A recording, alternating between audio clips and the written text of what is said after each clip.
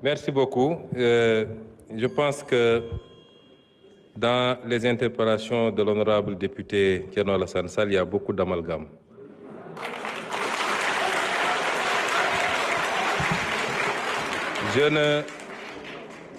Je n'ose pas mettre ça dans la mauvaise foi, mais je pense qu'à un certain niveau, il faut prendre le temps d'aller écouter ce que les gens ont dit et non pas de se laisser emballer par les commentaires et les commérages.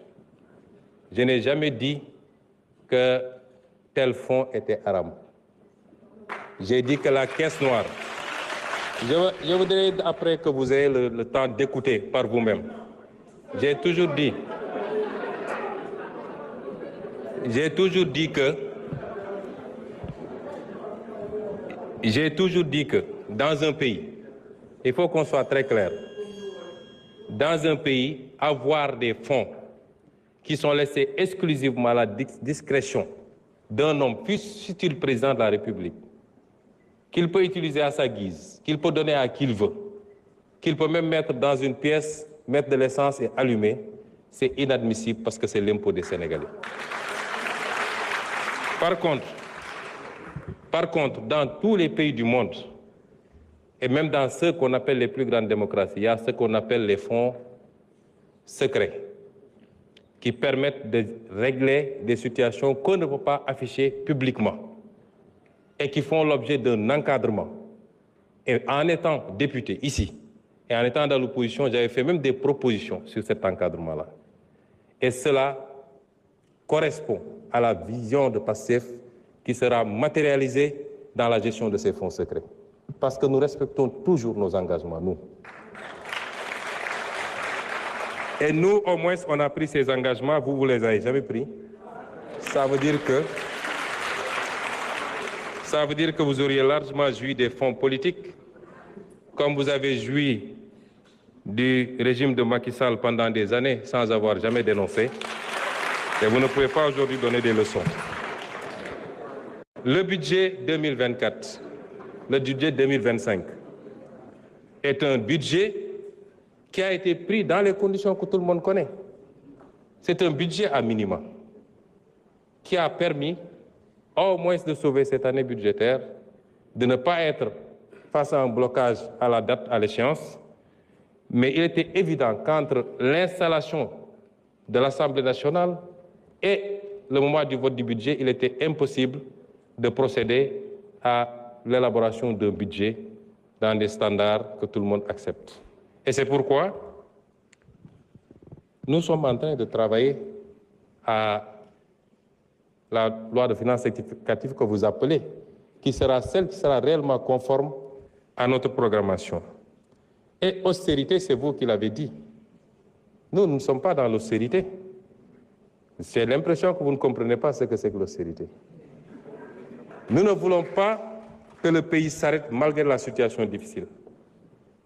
Nous voulons aujourd'hui travailler malgré tout, en faisant des efforts sur nous-mêmes, à dégager des marges budgétaires qui nous permettent, tout en continuant à respecter nos engagements, aussi bien par rapport à la dette intérieure que par rapport vis-à-vis de nos engagements internationaux, de pouvoir avoir des marges budgétaires pour lancer le programme Vision 2050. C'est de ça qu'il est question. Et ça, ce n'est pas de l'austérité. Parce que nous sommes très conscients que la plupart des pays, quand ils sont confrontés dans cette situation, le premier réflexe, c'est de tomber dans le piège de l'austérité. Nous ne sommes pas dans ça.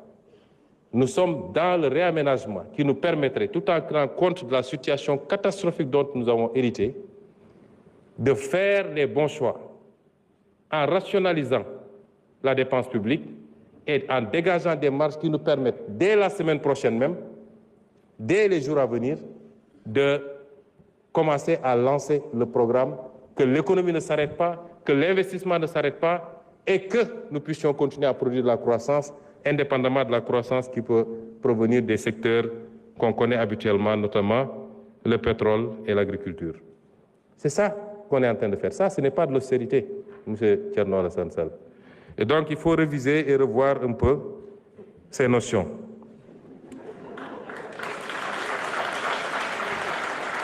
Et